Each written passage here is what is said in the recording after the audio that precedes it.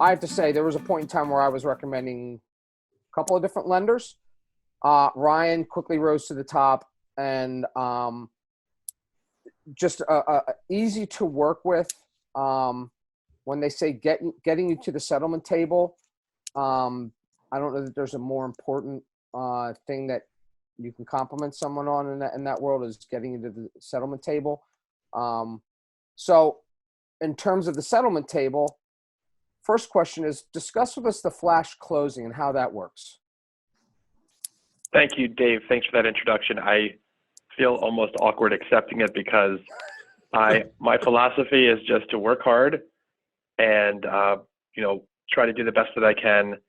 And I don't have all the answers, so I'm going to research and find out the answers, because I think so much is changing in this world. Even if you do have a lot of experience, things are changing so much that you have to just stay on top of everything. So I appreciate the compliments, and I will continue to work as hard as I can to earn that, to fill those shoes.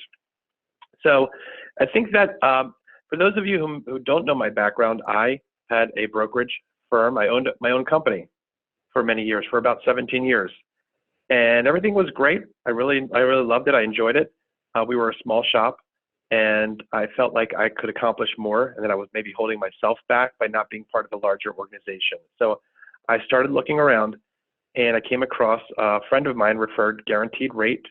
The website is rate.com, and Guaranteed Rate kind of embodied what I would envision the future of the mortgage market to look like, where there's a lot more technology. We're very technology focused, and a lot of the tools that I thought in my head that I would like to use or develop, Guaranteed Rate had already developed it. So it seemed like a real natural fit. One of the programs that was not available when I started was the Flash Close program. That came out about almost 12 months ago. Guaranteed Rate initiated this new program called Flash Close, and about 75% of the documents that you sign at settlement it's not that they're not important, but they're not as critical as the mortgage or the title. The important documents that are recorded in the courthouse that Lori will talk about, those are really the mission critical documents. But some of the forms that the mortgage requires that you sign at settlement are, for example, a form that you're not supposed to discriminate, we're not supposed to discriminate, or you have a right to a copy to your appraisal report. So those type of similar, more basic type of forms are available through our Flash Close portal. So on the day of settlement or at midnight, the same date as settlement, the night before, you can go online, electronically sign 75% of your documents, so that when you show up at the settlement table, you have to sign maybe 10 forms, and you're in and out in 15 minutes. And that's something that we have been doing for about a year. So that's been a fantastic program. And now with the coronavirus pandemic, it's really unfortunate that this has happened, but it also brought us into the spotlight because now we're being highlighted as one of the companies ahead of the curve in terms of being able to incorporate as much technology. So I do have some clients that are moving from Texas to Pennsylvania, and they are in the medical field, and they're not able to be here due to medical reasons. So we're doing everything electronically, including powers of attorney for the forms. They'll do the Flash Close for most of the documents, and they're doing a power of attorney for the remainder of the documents. So they're not even going to be here at all to go to their settlement. So we do have programs state by state. So Brett, to answer your question earlier, we are licensed in all 50 states. And because of that, each state has their own guidelines. So Lori touched on this briefly, but it is a little bit tricky because some states are a little bit more specific in terms of what documents you could sign remotely versus hand signatures that are recorded at the courthouse. Another thing to touch upon, because every home needs to, if you're getting a mortgage, you need to have it appraised. How's the appraisal getting handled? I hear there are drive-bys. Tell us what's going on there. So a lot of appraisers are not psyched about going into people's homes, and rightly so, because they don't want to contract the virus. So what we are offering is some type of hybrid solution. So the appraiser probably would drive up to the front of the property and take some exterior photos, so they're not going in the house. And the homeowner do a video chat with the homeowner and have the homeowner just walk around and do just like we're doing now, just kind of walk around with their camera or their phone and just kind of show them the different rooms. They also would ask the homeowner to take pictures with high resolution as possible at specific angles, and then work back and forth. It may take a little longer because the homeowners may not be an expert at taking pictures, but once they get the right angle, then we can include that in the report. I have a refinance that I'm doing right now, and the homeowner is doing some work in the back of their house. So they had the appraiser had the homeowner just take pictures of the work that they're doing before and after to show the work had been completed.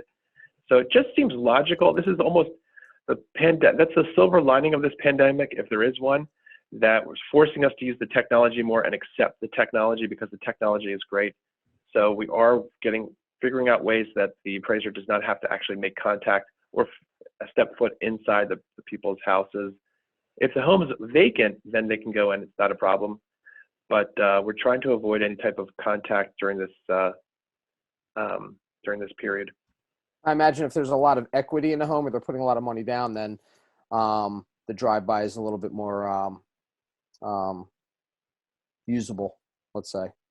Well, you bring up a great point, Dave, because we do have something called a PIW, a property inspection waiver.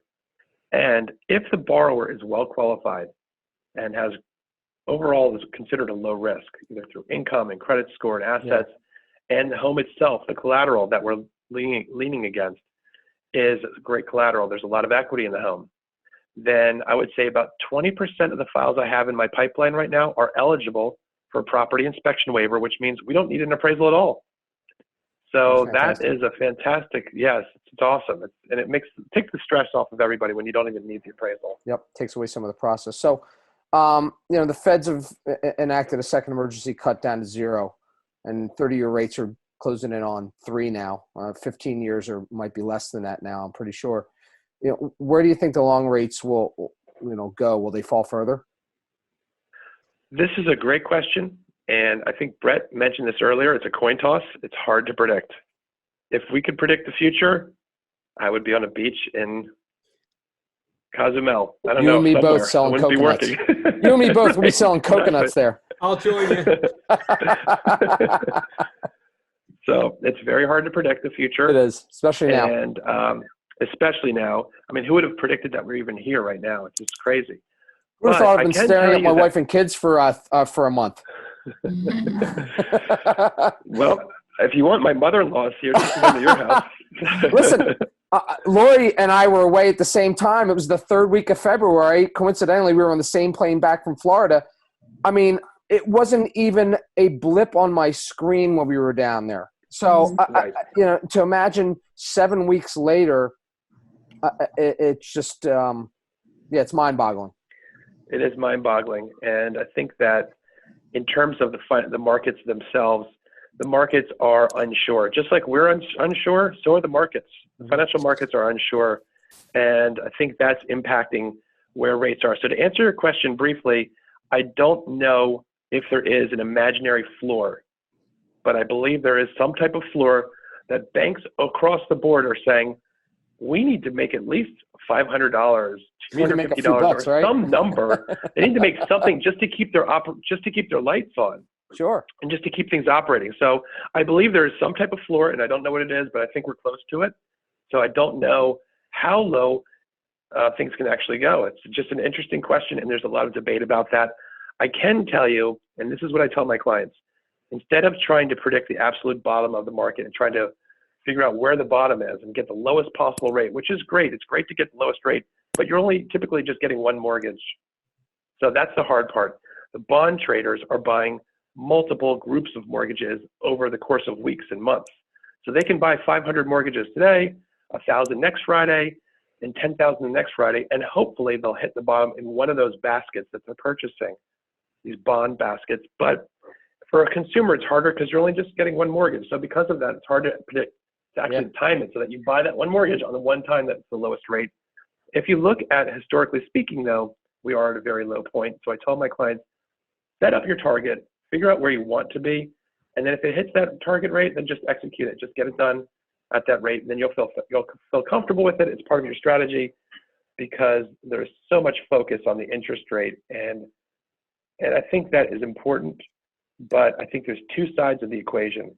If you really want to look deeper into this, people are, if you ask that same person what their interest rate is and then ask them what their net worth is, they may have no idea what their net worth is. And so how does the net worth calculate? There's an income side and an investment side to the same equation.